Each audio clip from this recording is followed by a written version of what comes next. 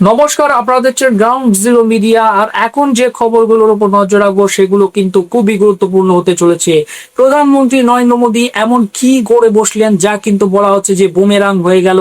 হঠাৎ করে তিনি কি এমন করলেন যার জেরে কিন্তু শুরু হয়ে গেল একটা নতুন মুভমেন্ট। যত মন্তরে আন্দোলনের জেরে যেভাবে গোটা কেন্দ্র সরকারকে অস্বস্তিতে পড়তে হয়েছিল, এবার কি ফের বড়সড় কোনো অস্বস্তিতে পড়তে চলেছে কেন্দ্র। তার ঠিক পরেই বাংলায় আসছে সিজেপি নেতারা। প্রতিষ্ঠাতা অভিজিৎ দীপকে নিজে কিন্তু এই ঘোষণা করেছেন। আর এই সময়ের মধ্যেই কিন্তু বিশাল বড় আকারে প্রতিবাদ কর্মসূচির ডাক দেওয়া হয়েছে। এই সমস্ত বিষয়গুলো আপনাদের একে একে জানাবো। প্রথমেই আসি প্রধানমন্ত্রী নরেন্দ্র মোদীর সেই খবরে। দেশের বর্তমান রাজনৈতিক পরিস্থিতি এক অভূতপূর্ব এবং চরম উত্তেজনাময় মোড় নিয়েছে। মোদী সরকারের বিরুদ্ধে এই মুহূর্তে দেশের বিভিন্ন প্রান্তে যেন একযোগে একাধিক ফ্রন্ট খুলে গিয়েছে। দিল্লির যন্ত্রমন্ত্র থেকে যেভাবে প্রতিবাদের স্ফুলিঙ্গ জ্বলে উঠেছিল তা এখন আর শুধুমাত্র রাজনীতি বা তার আশেপাশের অঞ্চলে সীমাবদ্ধ নেই, বরং তা দেশের প্রতিটি কোনায়, প্রতিটি গলিতে এবং বিশেষ করে তরুণ প্রজন্মের মনে ছড়িয়ে পড়েছে। জেন জি এবং জেন আলফার মতো আধুনিক প্রজন্ম, যাদের এতদিন রাজনীতি থেকে দূরে থাকা এক উদাসীন গোষ্ঠী মনে করা হতো, তারা আজ স্বতঃস্ফূর্তভাবে রাজপথে নেমে এসেছে। তাদের এই আকস্মিক এবং তীব্র উত্থান সরকারের সামনে এমন কিছু চ্যালেঞ্জ ছুড়ে দিয়েছে যা হয়তো শাসক দলের শীর্ষ নেতৃত্ব কল্পনাও করতে পারেনি। বর্তমান পরিস্থিতি বিশ্লেষণ করলে দেখা যায়, সরকার ইতিমধ্যেই প্রধান বিচারপতি সূর্যকান্তের একটি বিতর্কিত মন্তব্য থেকে জন্ম নেওয়া কর্কশ জনতা পার্টি বা সিজেপির তীব্র আন্দোলনের জেরে রীতিমতো কণ্ঠাসা, সেটা কিন্তু অস্বীকার করার জায়গা নেই। আর ঠিক সেই অস্বস্তি বেশ কাটতে না কাটতেই খোদ প্রধানমন্ত্রী নরেন্দ্র মোদীর একটি শব্দের প্রয়োগ কে কেন্দ্র করে কিন্তু নতুন একটি রাজনৈতিক আন্দোলন জন্ম হয়েছে, যা দেশের রাজনৈতিক মহলে এক নতুন ঝড়ের পূর্বাভাস দিচ্ছে। এমনটাই কিন্তু মনে করছে রাজনৈতিক মহল। সোশ্যাল মিডিয়ায় এখন শুরু হয়েছে একটি নতুন ট্রেন্ড। বিষয়টা কি? ভারতের ৮০তম স্বাধীনতা দিবস উপলক্ষে দিল্লির ঐতিহাসিক লাল কেল্লার প্রাচীর থেকে দেশবাসীর উদ্দেশ্যে ভাষণ দিচ্ছিলেন প্রধানমন্ত্রী নরেন্দ্র মোদী। তার সেই দীর্ঘ ভাষণে দেশের উন্নয়ন, ভবিষ্যৎ পরিকল্পনা এবং ২০৪৭ সালের মধ্যে বিকশিত ভারত গড়ার স্বপ্নের পাশাপাশি এমন একটি শব্দবন্ধ উঠে আসে যা মুহূর্তের মধ্যে বিতর্কের কেন্দ্রবিন্দুতে পরিণত হয়।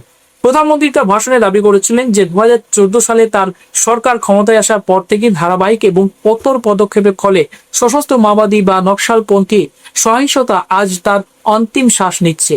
কিন্তু এর ঠিক পরেই তিনি এমন একটি চরম সতর্কবার্তা উচ্চারণ করেন।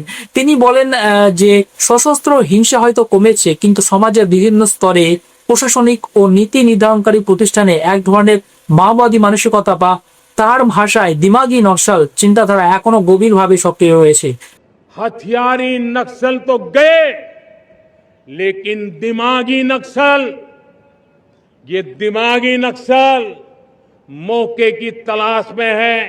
প্রধানমন্ত্রীর মতে এই দিমাগি নকশালরা সুযোগের অপেক্ষায় রয়েছে এবং সমাজকে বিপথে চালিত করার জন্য নানাভাবে কাজ করে চলেছে। তিনি দেশের যুব সমাজকে এই ধরনের মানসিকতা থেকে দূরে থাকার আহ্বান জানান এবং বলেন যে যারা প্রচ্ছন্ন মানসিকতার মাধ্যমে দেশের অগ্রগতি থামিয়ে দিতে চায়, সেই সব দিমাগি নকশালদের চিহ্নিত করে সমাজ থেকে সম্পূর্ণভাবে বিচ্ছিন্ন করতে হবে। প্রধানমন্ত্রীর এই দিমাগি নকশাল মন্তব্যটি প্রকাশ্যে আসার সঙ্গে সঙ্গে রাজনৈতিক মহলে এবং বিশেষ করে সামাজিক যোগাযোগ মাধ্যমে কিন্তু আক্ষরিক অর্থেই বিস্ফোরণ ঘটে। এরপরে কিন্তু কঠোর জনতা পার্টির ধাঁচে সোশ্যাল মিডিয়ায় কিন্তু গড়ে ওঠে দিমাগি নকশাল জনতা পার্টি নামে একটি নতুন মুভমেন্ট, যেটা আপনারা স্ক্রিনে দেখতে পাচ্ছেন।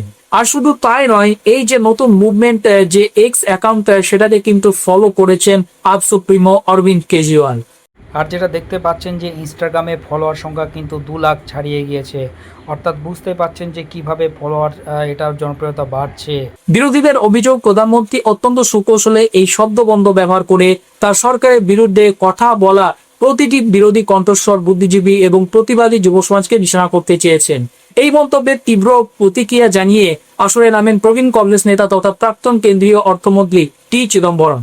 তিনি প্রধানমন্ত্রীর এই আহ্বানের পাল্টা জবাব দিয়ে সামাজিক মাধ্যম এক্সে অত্যন্ত কড়া ভাষায় একটি পোস্ট করেন। তিনি সেখানে কোনো রাগঘাট না রেখে সোজাসুজি লেখেন, আমি একজন গর্বিত দিমাগি নকশাল। চিদম্বরমের এই মন্তব্য যেন আগুনে ঘি ঢেলার কাজ করেছে। কংগ্রেসের আর এক বর্ষিয়ান নেতা জয়রাম রমেশ প্রধানমন্ত্রীর এই হুঁশিয়ারিকে সম্পূর্ণ অসার এবং ফাঁকা রাজনৈতিক স্লোগান বলে উড়িয়ে দিয়ে মন্তব্য করেন যে দিমাগি নকশাল শব্দবন্ধটির বাস্তবে কোনো ভিত্তি বা গভীরতা নেই। কিন্তু রাজনৈতিক নেতাদের এই বাকযুদ্ধের থেকেও অনেক বেশি তাৎপর্যপূর্ণ হয়ে ওঠে সামাজিক যোগাযোগ মাধ্যমে সাধারণ যুব সমাজের প্রতিক্রিয়া। প্রধান বিচারপতির ককরোচ মন্তব্যের পর যেভাবে রাতারাতি ককরোচ জনতা পার্টি বা সিজেপির জন্ম হয়েছিল এবং হাজার হাজার তরুণ আমিও ককরোচ স্লোগান তুলে যন্তর মন্তরে জমায়েত করেছিল, ঠিক সে একই ধাঁচে প্রধানমন্ত্রীর মন্তব্যের পর সামাজিক যোগাযোগ মাধ্যমে দিমাগি নকশাল জনতা পার্টি বা ডিএনপি নামে একটি নতুন আন্দোলনের সূত্রপাত হয়েছে, যেটা আপনাদের আগেও বললাম। সোশ্যাল মিডিয়ায় প্ল্যাটফর্মে ছেয়ে যায় বিএনপির বিভিন্ন ডিজিটাল পোস্টার এবং স্লোগানে। যুব সমাজের এই অভিনব এবং ব্যঙ্গাত্মক প্রতিবাদ সরকারের নীতি নির্ধারকদের কপালে কিন্তু চিন্তার বাজ ফেলেছে বলে মনে করছে রাজনৈতিক মহল। অনেকে মনে করছেন সিজেপি যেভাবে একজন কেন্দ্রীয় মন্ত্রীর পদত্যাগের কারণ হয়ে দাঁড়িয়েছিল, ঠিক সেভাবে ডিএনপিও আগামী দিনে কি মোদী সরকারের বিরুদ্ধে এক বিশাল এবং অপ্রতিরোধ্য গণ আন্দোলনের রূপ নিতে পারে। জাতীয় স্তরে যখন এই রাজনৈতিক ডামাডোল চলছে, ঠিক সেই সময়ে পশ্চিমবঙ্গের বাঁকুড়া জেলার ইন্দাস ব্লকে ঘটে গিয়েছে এক মর্মান্তিক এবং শিহরে ওঠার মতো ঘটনা, যা সারা দেশের প্রতিবাদী তরুণদের আবেগকে কিন্তু নাড়িয়ে দিয়েছে। বাঁকুড়ার ইন্দাসের করিসন্ডা গ্রামের 26 বছর বয়সী তরুণ আব্দুল হাফিজ, যিনি সিজেপি বা ককরোচ জনতা পার্টির একজন সক্রিয় স্বেচ্ছাসেবক, গত 19শে জুলাই দিল্লিতে সিজেপির চলো সংসদ এবং যন্তর মন্তরের প্রতিবাদ কর্মসূচিতে যোগ দিয়েছিলেন। সেখানে রাজীব চৌকে পুলিশের লাঠিচার্জ এবং কাঁদানি গ্যাসের মুখোমুখি হওয়া সত্ত্বেও তার মনোবল কিন্তু ভাঙেনি, বরং সেখান থেকে ফিরে এসে তিনি নিজের গ্রামে সিজেপির স্কুল ঠিক করো নামক যে অভিযান চলছে তাতে যোগ দেন। এই প্রচার অভিযানের মূল লক্ষ্য ছিল যে সাধারণ মানুষকে সচেতন করা এবং তাদের স্থানীয় সরকারি স্কুলগুলি যে ভয়ে বেহাল দশার কথা প্রশাসনের সামনে তুলে ধরা। সেই উদ্দেশ্যেই গত 13ই অগস্ট আব্দুল তার নিজের পূর্ণ স্কুল করিসুন্ডা প্রাথমিক বিদ্যালয়ে যান পরিদর্শনের জন্য। তিনি সেখানে গিয়ে স্কুলের ভগ্নদশা, পরিকাঠামোগত অভাব এবং অন্যান্য সমস্যার একটি ভিডিও রেকর্ড করেন এবং শিক্ষকদের জানিয়ে দেন যে তিনি পরের দিন আবার যাবেন এবং একটি সামাজিক অডিট বা সোশ্যাল অডিট করবেন। কিন্তু উন্নত শিক্ষার এই ঘটনা যে তার জীবনের সবচেয়ে বড় ট্র্যাজেডি ডেকে আনবে, তা তিনি ঘুণাক্ষরেও কিন্তু কল্পনা করতে পারেননি। আব্দুলের পরিবারের অভিযোগ অনুযায়ী সেদিন রাত আনুমানিক 8টা নাগাদ 10 থেকে 15 জনের একদল দুষ্কৃতী তাদের বাড়ি ঘেরাও করে এবং জোরপূর্বক বাড়িতে প্রবেশ করে। দুষ্কৃতীরা বাড়িতে ঢুকেই আব্দুলকে বেধড়ক মারধর করে। ছেলের এই চরম বিপদের মুহূর্তে তাকে বাঁচাতে ছুটে আসেন আব্দুলের 51 বছর বয়সী পিতা শেখ মোহাম্মদ বাকি। কিন্তু আক্রমণকারীদের থেকে তিনিও রেহাই পাননি। ধারালো অস্ত্র এবং ব্লেড নিয়ে দুষ্কৃতীরা শেখ মাফিকের উপর ঝাঁপিয়ে পড়ে এবং তার মাথায় গুরুতর আঘাত করে, যার ফলে তার মাথা ফেটে যায় এবং প্রচুর রক্তপাত হতে থাকে। এখানেই শেষ নয়, দুষ্কৃতীরা আব্দুলের মোবাইল ফোন কেড়ে নেয় এবং তাকে বাধ্য করে স্কুলের সেই ভিডিও, এমনকি দিল্লির যন্তর মন্তরে প্রতিবাদের সমস্ত ভিডিও ডিলিট করে দিতে। তারা হুমকি দিয়ে যায় যে ভবিষ্যতে এই ধরনের কোনো কাজ করলে তাকে প্রাণে মেরে ফেলা হবে। এই হামলার পরেই গুরুতর আহত অবস্থায় শেখ মাফিক এবং আব্দুলকে উদ্ধার করে পুলিশ প্রথমে ইন্দাস হাসপাতালে নিয়ে যায় এবং পরে অবস্থার অবনতি হলে শেখ মাফিককে বর্ধমান মেডিকেল কলেজ হাসপাতালে স্থানান্তরিত করা হয়। কিন্তু চিকিৎসকদের সমস্ত চেষ্টা ব্যর্থ করে দিয়ে 14ই আগস্ট সন্ধ্যায় শেখ মাফিকের মৃত্যু হয়। উন্নত সরকারি স্কুলের দাবি জানাতে গিয়ে একজন তরুণের এইভাবে পিতৃহারা হওয়ার ঘটনা প্রকাশ্যে আসতেই কিন্তু প্রতিবাদের ঝড় ওঠে। জাতীয় স্তরে ককরোচ জনতা পার্টির প্রতিষ্ঠাতা অভিজিৎ দীপকের গলায় শোনা দিয়েছে তীব্র ক্ষোভ এবং হতাশার সুর। তিনি অত্যন্ত স্পষ্ট ভাষায় জানিয়েছেন যে শুধুমাত্র উচ্চতর শিক্ষা ব্যবস্থার দাবি জানানোর অপরাধে একজন সাধারণ নাগরিককে যেভাবে পিটিয়ে মারা হলো তা শুনে তার রক্ত কিন্তু করছে। তিনি দ্ব্যর্থহীন ভাষায় এই ঘটনার তীব্র নিন্দা করে বলেছেন যে সিজেপি আব্দুলের পরিবারের পাশে পাথরের মতো মজবুত হয়ে দাঁড়িয়ে আছে এবং এই হত্যাকাণ্ডের জন্য দায়ী প্রত্যেক অপরাধী অবিলম্বে দৃষ্টান্তমূলক শাস্তির দাবি জানাচ্ছে। অভিজিৎ দীপকে তার বার্তায় আরো হুঁশিয়ারি দিয়ে বলেছেন যে যারা হিংসা এবং পেশি শক্তির আস্ফালন দিয়ে সাধারণ মানুষের কণ্ঠরোধ করতে চাইছে তাদের জেলে রাখা উচিত। যে সিজেপি বা দেশের যুব সমাজ কিছুতেই পিছিয়ে আসার পাত্র নয়। তাদের সদস্যদের উপর যত হামলা হবে, তাদের যত ভয় দেখানোর চেষ্টা করা হবে, তারা তত বেশি শক্তিশালী হয়ে ঘুরে দাঁড়াবে। দলের আরেক মুখপাত্র শরৎ দাসও এই ঘটনার তীব্র নিন্দা করে বলেছেন যে যারা স্কুলের মতো পবিত্র প্রতিষ্ঠানের হাল ফেরানোর চেষ্টা করছে তাদের ভয় দেখানোর বদলে সমাজের প্রতিটি স্তরের মানুষের উচিত তাদের পাশে দাঁড়ানো। তিনি ক্ষোভ উগরে দিয়ে বলেছেন যে বিজেপি আশ্রিত গুন্ডারা যেভাবে রাতের অন্ধকারে একজন নিরীহ বৃদ্ধের প্রাণ কেড়ে নিল তা কোনো সভ্য সমাজের লক্ষণ হতে পারে না। এই শোকাবহ এবং উত্তেজনাময় পরিস্থিতির মধ্যেই সিজেপি নেতৃত্ব সিদ্ধান্ত নিয়েছে যে তারা এই অন্যায়ের বিরুদ্ধে সরাসরি ময়দানে নামবে। দলের অন্যতম মুখপাত্র আশুতোষ আঙ্কা সামাজিক মাধ্যমে ঘোষণা করেছেন যে সিজেপির সমস্ত শীর্ষ কর্মকর্তা এবং কর্মীরা আব্দুল হাফিজের পরিবারের পাশে দাঁড়াতে এবং তাদের আইনি ও মানসিক সমর্থন যোগাতে অবিলম্বে বাঁকুড়ার উদ্দেশ্যে রওনা হচ্ছেন। তিনি বাংলার সমস্ত প্রতিবাদী তরুণ এবং সিজেপি সদস্যদের বাঁকুড়ায় জড়ো হওয়ার আহ্বান জানিয়েছেন, যাতে এই হত্যার ন্যায় বিচার সুনিশ্চিত করা যায়। সিজেপি নেতাদের এই রাজ্য সফরের ঘোষণা রাজনৈতিক মহলে নতুন আলোড়ন সৃষ্টি করেছে, কারণ এর ফলে এই স্থানীয় ঘটনাটি একটি সর্বভারতীয় আন্দোলনের চেহারা নিতে চলেছে। অন্যদিকে এই ঘটনার আর শুধুমাত্র সিজেপির অন্দরে সীমাবদ্ধ নেই, তা রাজ্যের অন্যান্য বিরোধী রাজনৈতিক এবং ছাত্র সংগঠনগুলোকেও এককাট্টা করেছে।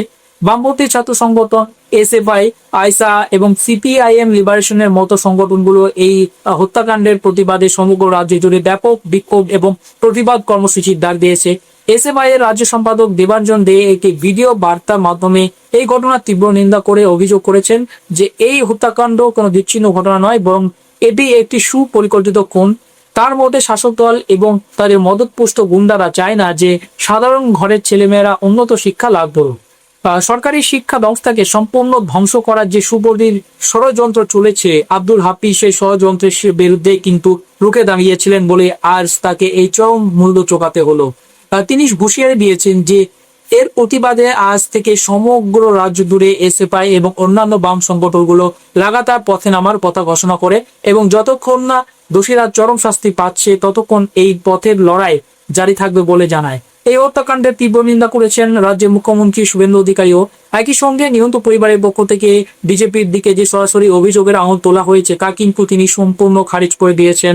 মুখ্যমন্ত্রী অত্যন্ত কড়া ভাষায় স্পষ্ট করে দেন যে এই জঘন্য ঘটনার সঙ্গে ভারতীয় জনতা পার্টির কোনো স্তরে কোনো সম্পর্ক নেই এবং যারা এই হত্যাকাণ্ড ঘটিয়েছে তারা নিছকই দুষ্কৃতী।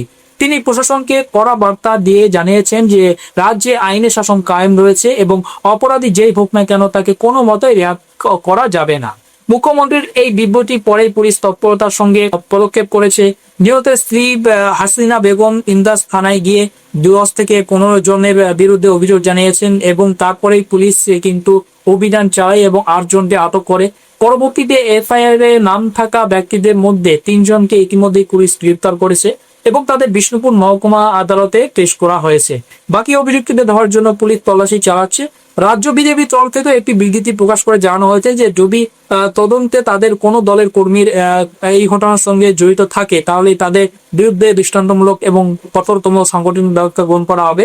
সব মিলিয়ে দিল্লির লালকেল্লা থেকে প্রধানমন্ত্রীর একটি মন্তব্য এবং বাঁকুড়ার এক অখ্যাত গ্রামের সরকারি স্কুলের বেহাল দশা, এই দুটি আপাত বিচ্ছিন্ন ঘটনা আজ যেন এক বিন্দুতে এসে মিলেছে।